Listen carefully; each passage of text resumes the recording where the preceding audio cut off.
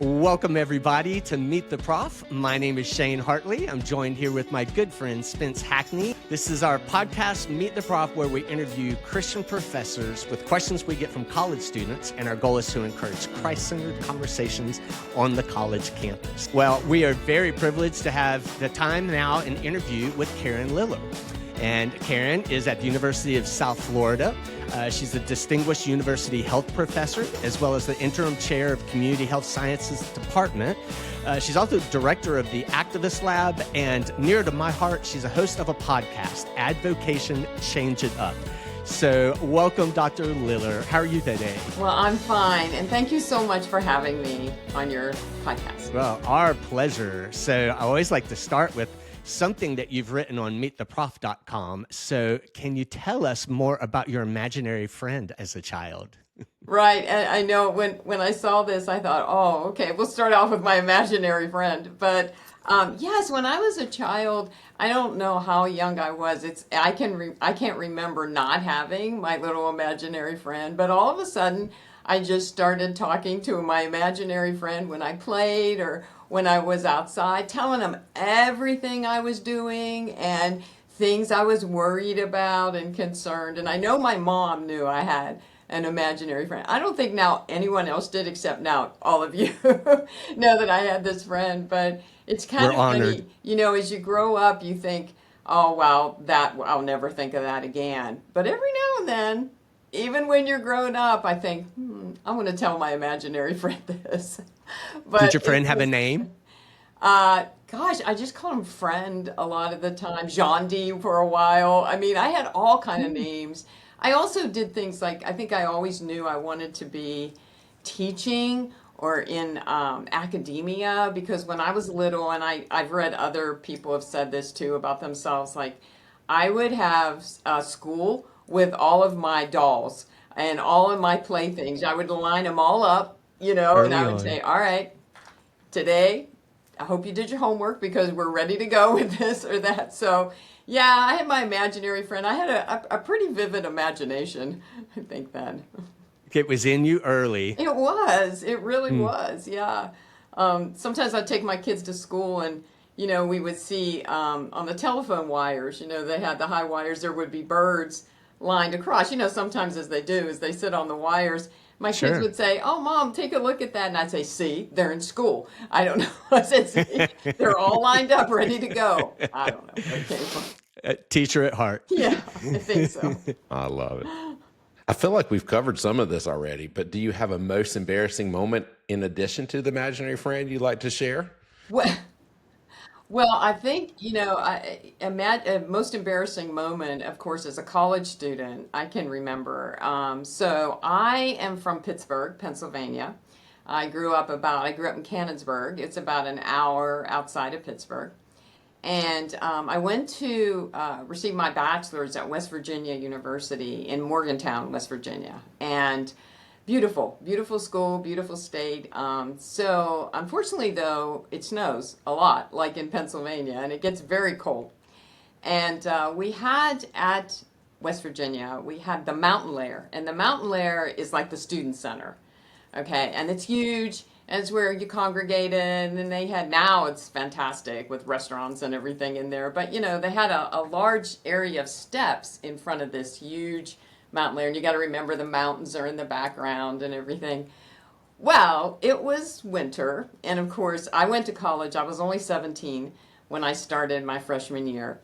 And, you know, you want to be very sophisticated and you want to be like, you know, everything. And I didn't know anything really at the time. And so I remember walking in the mountain lair and sitting outside where all these people, young men, young women, they sat on the steps and everything.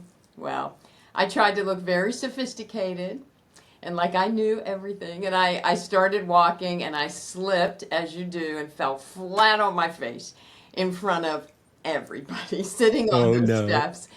And yeah, they got a good laugh out of that. And, you know, said, oh, that must be a freshman and everything. So as I said, it was a great lesson in humility at that point. So I said, all right. So that was really embarrassing. And then as a college professor, I can remember I was, one of my early classes, and this was back in the days when we had the overhead projectors and the transparencies and everything that you used. And so I'm giving my age away a little bit. But I went in. I was all ready, had my notes. Of course, that was before a lot of computers and a lot of the things that we have now, and files and, you know, different drives you can use. Well, I stood there. I said, "Welcome to the class." And they said, "Yeah, hello." And so I went to turn on everything. Absolutely nothing worked. Like nothing.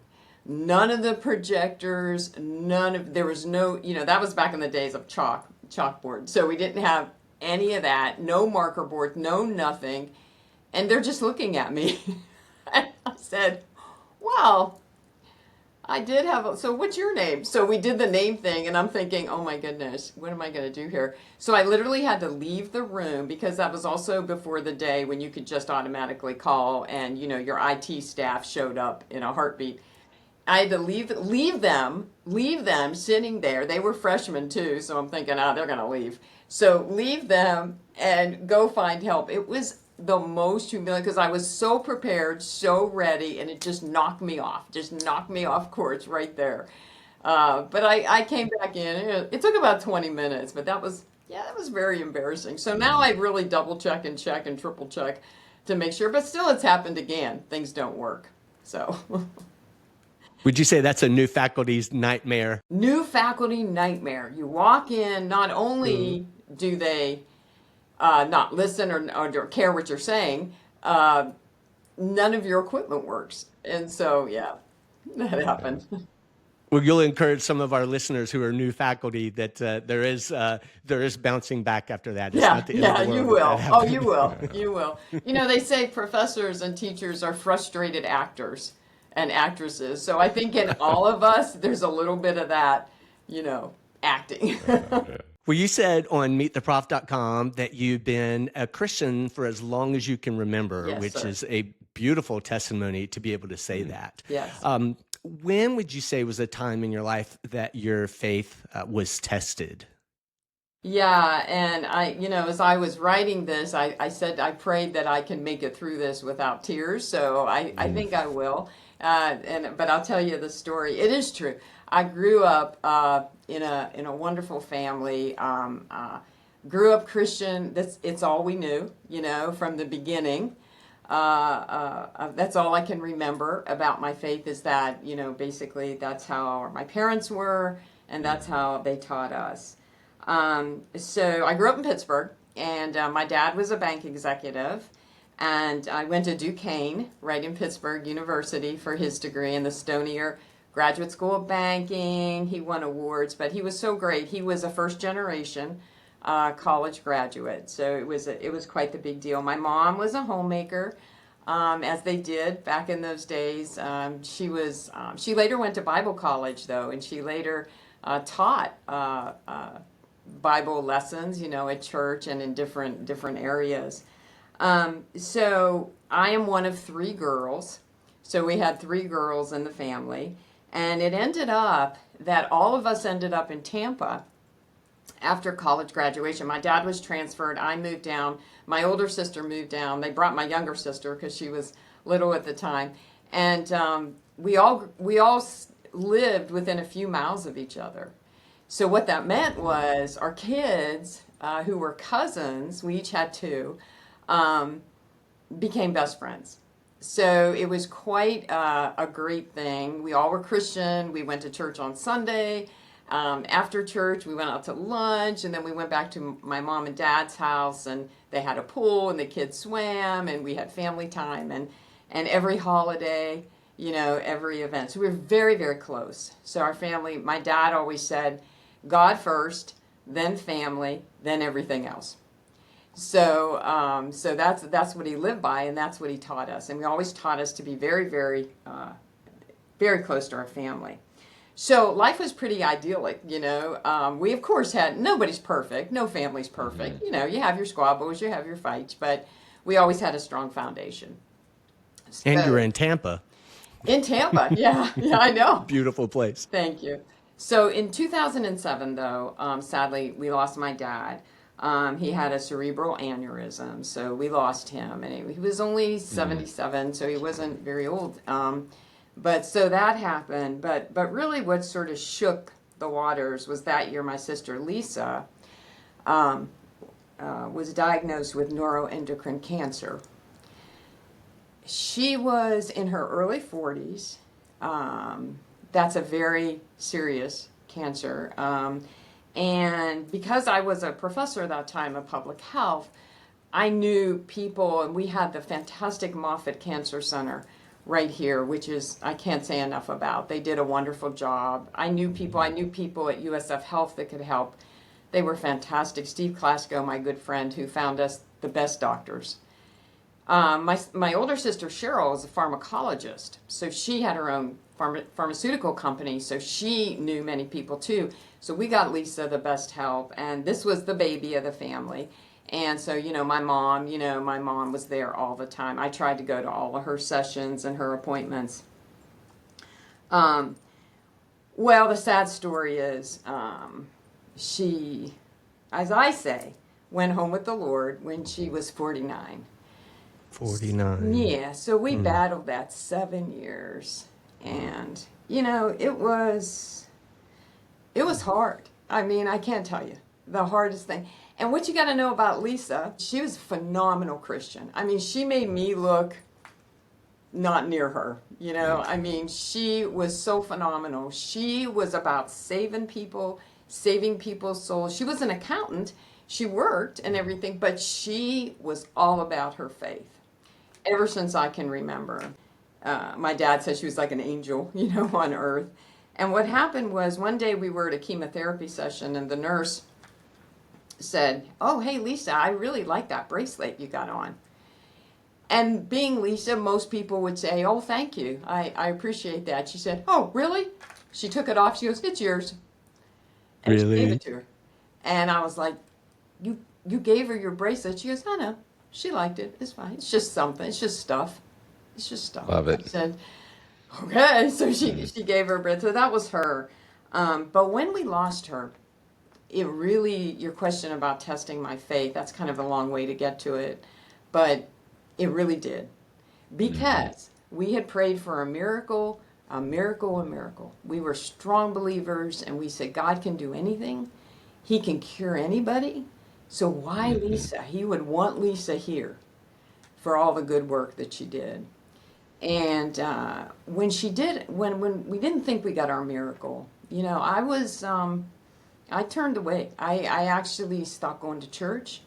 I didn't pray. It's not that I didn't believe anymore. I just was mad. I was mad at God. And I said to him, "I'm mad at you. I am mad at you because you didn't give us that miracle. We're good Christians. We believed all the, we're good about this." So we had a doctor that after it happened, and we said to the doctor, we prayed for 7 years for a miracle, and it didn't happen. And he said, "Well, you know what?" He said, "You had 7 years of miracles." And I said, "How can you say that?" He goes, "Because she survived much longer than any of my patients." Wow. And I said, "Okay." And so I did get some solace from that, but it didn't make the feelings that I had, go away.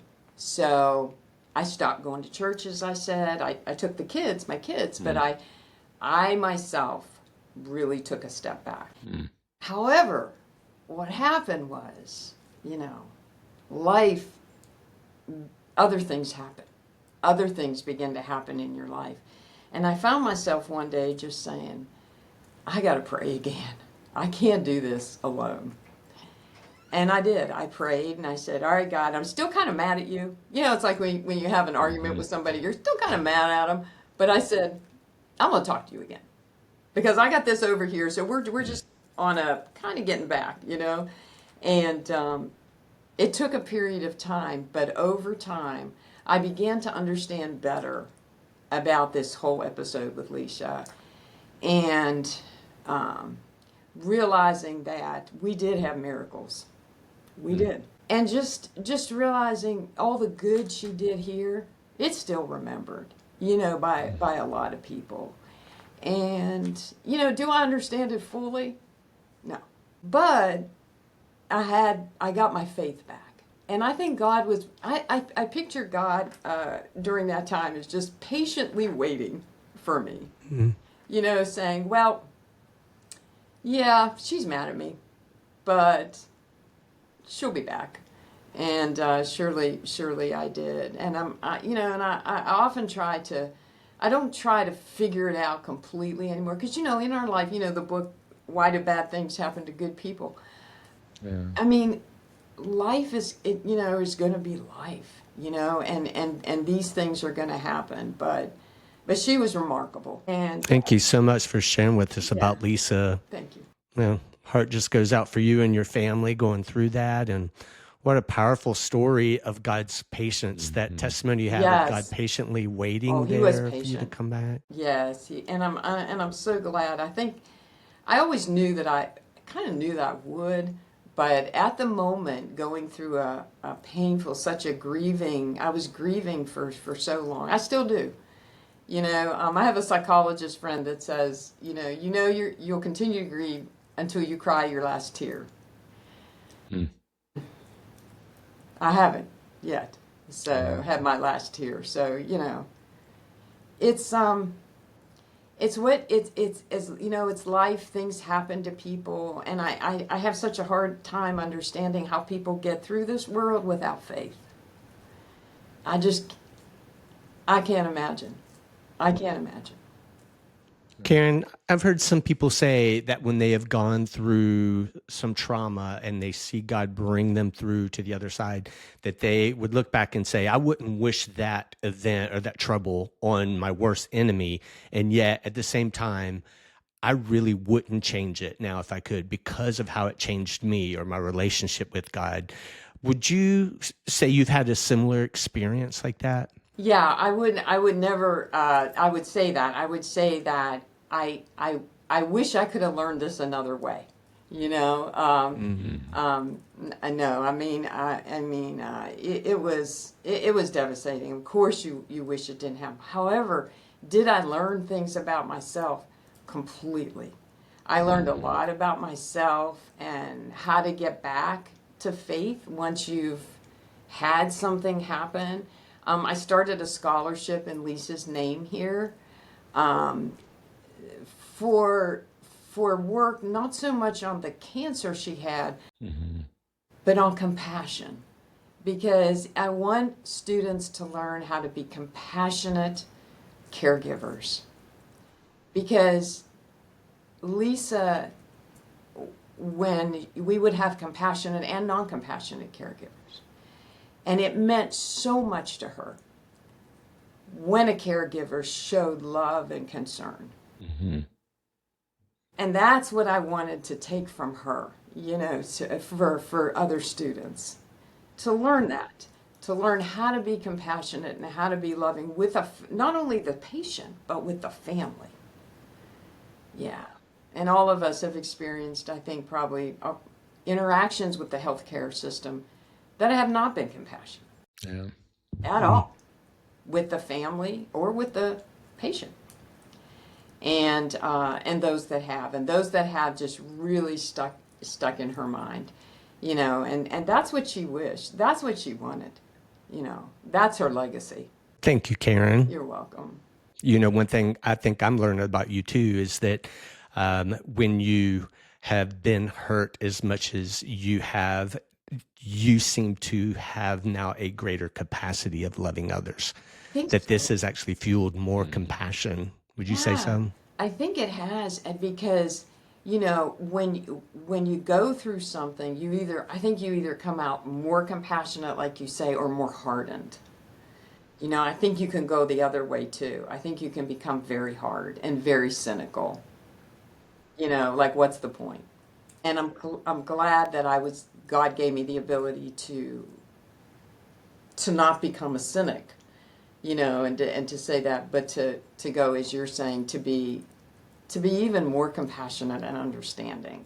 Was there ever a time through after you return to the Lord, you're growing with him, that he gave you the opportunity to take some kind of a step of faith? This was since that happened, and even before. I think there's been lots of times where I've taken that kind of step of faith. Before this even happened to Lisa, you asked me, was there an uncomfortable moment in my life, and then where I had to take a step of faith. Before this even happened with her, I was learning. My bachelor's is in clinical lab science, and I was learning to be a medical technologist or a clinical lab scientist.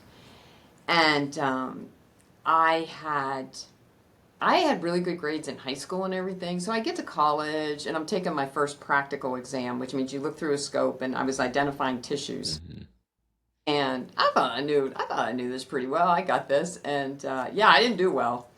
So I didn't get a very good grade. And talk about non-compassion. I had an instructor who was not very compassionate with me and proceeded to scold me and say, if you don't do better on your next exam, you'll never graduate. Now, that right there taught me how not to be a professor, but it also taught me that's not what I needed right then. What she created in me was an immense sense of self-doubt, as if I ever was going to graduate, if this was the right field for me, why can't I do this? And I remembered feeling very uncomfortable about my choice, what I did, why I wanted to be in this field, why I was there, why I didn't do something else. And I remembered being young at that time, but just really praying and saying, God, I'm stepping out on faith here. Maybe I'm not going to do well at this. Maybe I'm going to fail. And there's something else out there then waiting for me if I fail here. But this is going to be me, and this is going to be you. And then through me, this is how it's going to work. Because I can't do it. This professor's out for me for some reason. And sure enough, the rest of my time, she did not like me. And I don't know why. All I did was bad on one exam. And, but maybe she was just being strict to scare me. But, I really leaned then. And I think since Lisa, I think I'm stepping out on faith. I think lots of times, I'm much more, while I'm at a secular university, I am much more, when I'm even outside the university, if someone is expressing to me an issue or a problem, I think it has allowed me to say things like, find your faith. Where is faith? And to talk to them about my beliefs and theirs, because I'm very respectful of all faith. I'm always respectful of all faiths. And but I talk to them about what I believe. And I think that has allowed me to enter into conversations with people, even if they don't agree with what I believe or my faith. It has allowed that interaction, to happen that maybe I wouldn't have before, But, I always think, Lisa's, she's always like, there's your chance. There's your opening. Take There's it. the door. Take it. Walk Yeah, because I just see her going, take it. Take your opportunity. Well, we actually have a question from a college student named Jake, and he recorded ahead of time for you. So take a listen to this question. I'm a junior here at UNC Wilmington. I'm studying management, business development, and entrepreneurship. My question to you is, have you ever had to teach something that conflicted your faith? Well, yes. I would have to say yes. In public health, which is educating the population, just assuring conditions in which people can be healthy. It's population-based, not so much one-on-one between a healthcare worker and a patient, but it's population health. And in education, we learn a lot of different theories, right? We learn theories, especially in my field. I'm a social scientist, so behavioral theories. Why people do what they do, why they don't do what they should. And we learn about self-efficacy, which is the confidence in yourself that you can do a behavior. And we learn about things like internal and external locus of control. Internal locus of control, you're in charge of yourself and your destiny. External, there's an outside force controlling you. So all of these elements about why people do what they do and why they don't, they're interesting, and but they are theories about things we've adopted. But of course, my faith also leans into the fact that God has a plan for all of us, is what I believe. And so when I teach about theories and why behavior and behavior change and health promotion and those things, we have another model in public health called the socio-ecological model. And this model says, yes, people, their beliefs, their attitudes are important, but also their interpersonal activities, whom they're their friends and their family, that has a big bearing on what you do. Also your community you live in, the organizations that are there, and policies and laws. It's called there's this concept of intersectionality where it all kind of makes you. That all works together. So when I teach about theories, I tell the students, it is a theory, number one, but number two, look at this in a broad sense.